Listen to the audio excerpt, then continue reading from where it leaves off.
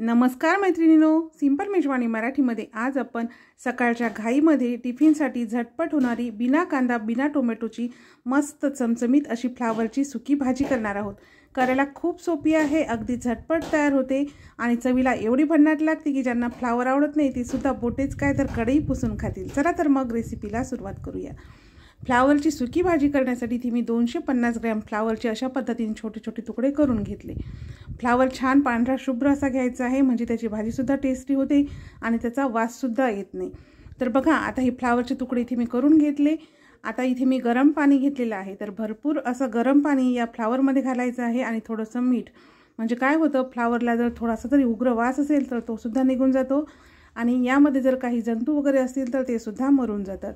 तर आता 10 मिनिटे गरम पाण्यामध्ये हे फ्लावर आपण अशाच पद्धतीने बुडवून ठेवूया आणि त्यानंतर मिठाच्या पाण्यामधून काढून फ्लावर स्वच्छ धुवून घ्यायचा।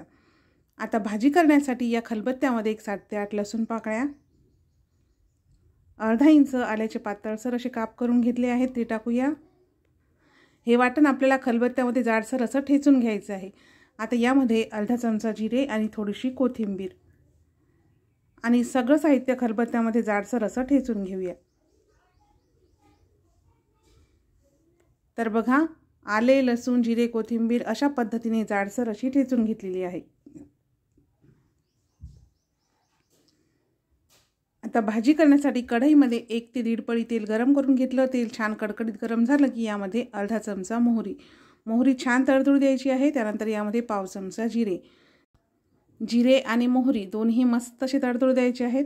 या भाजीमध्ये मी लाल तिखट नाही टाकणार आहे, कारण ही भाजी मी फक्त हिरवी मिरची वापरून करणार आहे आणि हिरवी मिरची वापरून केलेली भाजी चवीला एकदम भन्नाट होते। तर इथे मी 3 ते 4 हिरवी मिरची बारीक कापून घातली आहे। हिरवी मिरची तुम्ही तुमच्या आवडीनुसार कमी जास्त करू शकता। खलबत्त्यामध्ये ठेचून घेतलेलं जे वाटण आहे ते सुद्धा टाकायचं आणि त्याचा कच्चीपणा दूर होईपर्यंत हे सगळं साहित्य आपल्याला परतून घ्यायचं आहे।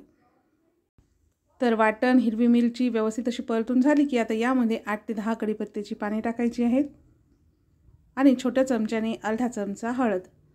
खूप कमी साहित्यामध्ये आणि अगदी झटपट ही भाजी तयार होते, चवीला सुद्धा खूप छान लागते। अर्धा चमचा गरम मसाला घातला आहे, जो कुठला गरम मसाला तुम्ही वापरत असाल तो टाकायचा। 1 चमचा धनेपूड आणि आता पुन्हा हे सगळं व्यवस्थित असं मिक्स करून घ्यायचं।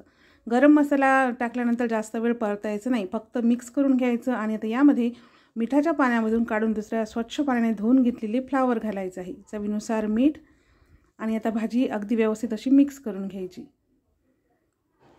या भाज्यामध्ये आपल्याला पाणी वगैरे काहीही टाकायचं नाही किंवा कांदा टोमॅटो काहीही वापरायचं नाही, तरीसुद्धा ही भाजी चवीला खूप भन्नाट लागते। तुम्ही एक वेळ नक्की ट्राय करून बघा। तर बघा, भाजी व्यवस्थित अशी मिक्स करून घेतली आहे। आता याच्यावरती झाकण ठेवायचं आणि मीडियम गॅसवरती 5 मिनिट या भाजीला वाफ काढायची। मधामध्ये 1-2 वेळ भाजी हलवून घ्यायची। तर बघा, मीडियम गॅसवर 5 मिनिटे भाजीला वाफ काढून घेतली। 1-2 वेळ मी भाजी हलवून घेतली होती। आहा, इतका मस्त असा सुगंध या भाजीचा इथे सुटलेला आहे। खूपच कमी साहित्यामध्ये ही भाजी आपण तयार केलेली आहे, तरीसुद्धा चवीला खूप छान लागते आणि इतका मस्त असा सुगंध या भाजीचा येतो ना की नुसतं वासानेच पोटात कावळे ओढायला लागतात।